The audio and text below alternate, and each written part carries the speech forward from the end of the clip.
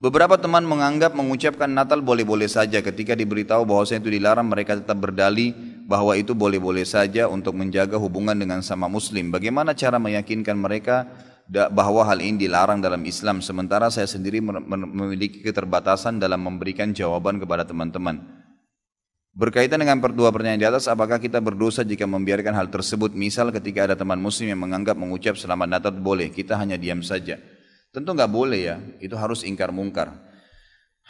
Orang-orang muslim yang mengatakan bahwasanya boleh saja mengucapkan selamat Natal, saya berani sumpah ikhwah, orang ini tidak punya ilmu agama dan imannya masih sangat tipis. Nggak bisa saudaraku, mengucapkan selamat Natal kepada orang Nasrani sama mengatakan selamat Allah punya anak. Bagaimana bisa Anda berani mengatakan Allah punya anak? Itu kalimat yang sangat berat, ya kan gitu. Tidak boleh. Allah Subhanahu wa taala itu la syarikalah, tidak ada sekutu baginya. Lam yalid wa lam yulad, tidak beranak dan tidak diperanakkan. Dan Allah Subhanahu wa taala telah mengkafirkan orang-orang Nasrani dalam surah Al-Maidah, a'udzubillahi minasyaitonir rajim, laqad kafara alladziina qalu innallaha tsalitsu tsalatsa. Allah telah kafir orang-orang Nasrani yang mengatakan trinitas. Nggak boleh. Ngucapin selamat berarti selamat atas keyakinan kalian yang Allah sudah cap mereka kafir dengan itu. Bagaimana bisa dikatakan untuk menjaga hubungan dengan mereka? Kalau Anda menjaga hubungan dengan orang non-muslim, orang Nasrani dengan berteman, bertetangga, partner bisnis, kan gitu. Orang tua kita yang kafir kita silaturahim, tetap berbakti padanya. Kerabat-kerabat yang masih non-muslim kita silaturahim, jenguk kalau sakit, membantu orang miskin mereka. Boleh saja. Tidak ada yang larang dalam Islam itu. Tapi jangan sama sekali berhubungan dengan masalah keyakinan dan ibadah mereka. Nggak boleh memang dalam masalah ibadah. Allah mengatakan, ini tadi subhanallah saya pikir antum sudah tahu nih. Ya, makanya saya ulangin lagi sebab turunnya surah Al-Kafirun. Al-Mughirah telah datang kepada Nabi SAW mengatakan, wahai Muhammad, Mekah kita bagi dua saja. Sehari buat kamu, sehari buat kami. Kata Nabi SAW, saya belum faham, coba jelaskan lagi. Kata dia, sehari Muhammad, kau dukung ibadah kami. Kau ucapkan selamat buat kami. Kau ikutin ajaran-ajaran agama kami.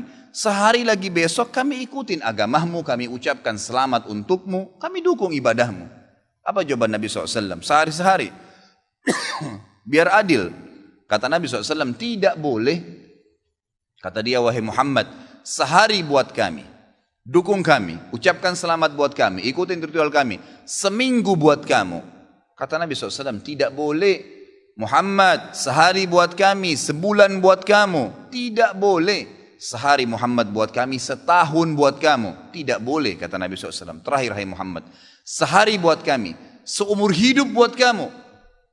Sehari kamu ikutin kami, dukung ritual kami, selamat buat kami. Kalau pakai akal sehat, kalau pakai akal manusia, bukan akal sehat, akal manusia saja secara biasa, kan gitu. Kita pikir, oh lebih baik sehari kita ikutin orang kafir, dukung saja, ucapin selamat sama dia, selesai. Seumur hidup akan masuk Islam. Apa jawaban Nabi SAW? Tidak boleh. Lalu Jibril AS datang pada saat itu langsung membawa surah Al-Kafirun. A'udzubillahi minasyaitonirrajim. Qul ya ayyuhal kafirun. Katakan kepada orang-orang kafir. Orang kafir ini semua yang tidak syahadat. Yang tidak mengatakan asyhadu an la ilaha illallah wa anna Muhammad Rasulullah kafir. Jelas kafir. Dan itu Allah yang mencap mereka kafir. Gitu kan? Kafir artinya tidak beriman kepada Allah Subhanahu wa taala. Orang Nasrani aja mengkafirkan Yahudi kok. Yahudi mengkafirkan Nasrani, mengkafirkan Muslim. Kenapa orang Muslim nggak bisa mengkafirkan? Karena sementara kita jelas-jelas meyakini kenabian Musa, meyakini kenabian Isa alaihissalam. Gitu kan? Mereka yang memungkiri Nabi Muhammad SAW, Nabi terakhir, berarti tidak beriman sempurna kepada Allah Subhanahu Wa Taala. Dan sudah banyak ayat Al-Quran menjelaskan masalah itu. Gitu kan?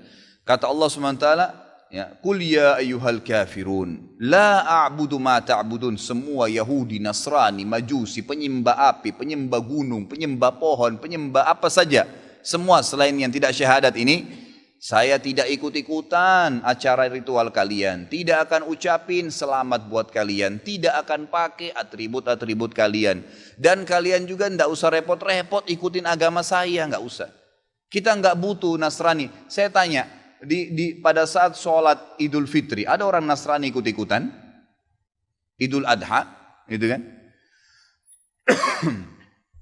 Mereka berurus dengan agamanya sendiri. Kenapa orang Muslim pusing dengan acara ritualnya orang lain? Diulangi lagi. Ya, setelah dikatakan kalian tidak usah ikut-ikutan, saya tidak usah ikut-ikutan juga, diulangi lagi.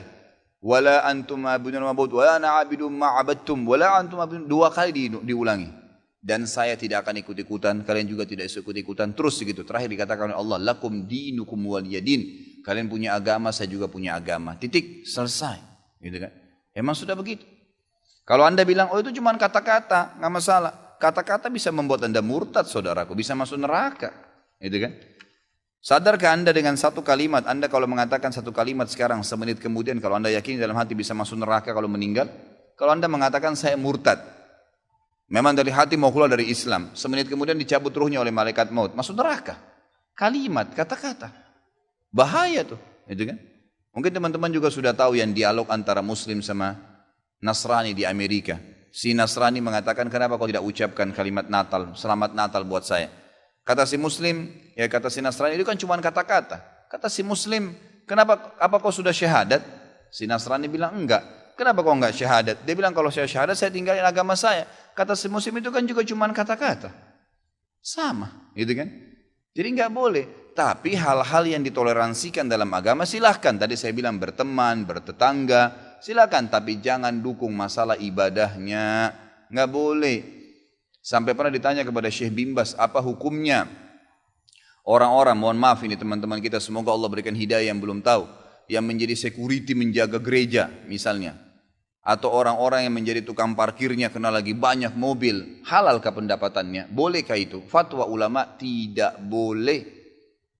Karena ada hadis Nabi SAW yang berbunyi, kalau ahli kitab, khusus Yahudi dan Nasrani terutama, kalau mereka sedang beribadah di tempat ibadah mereka, jauhilah.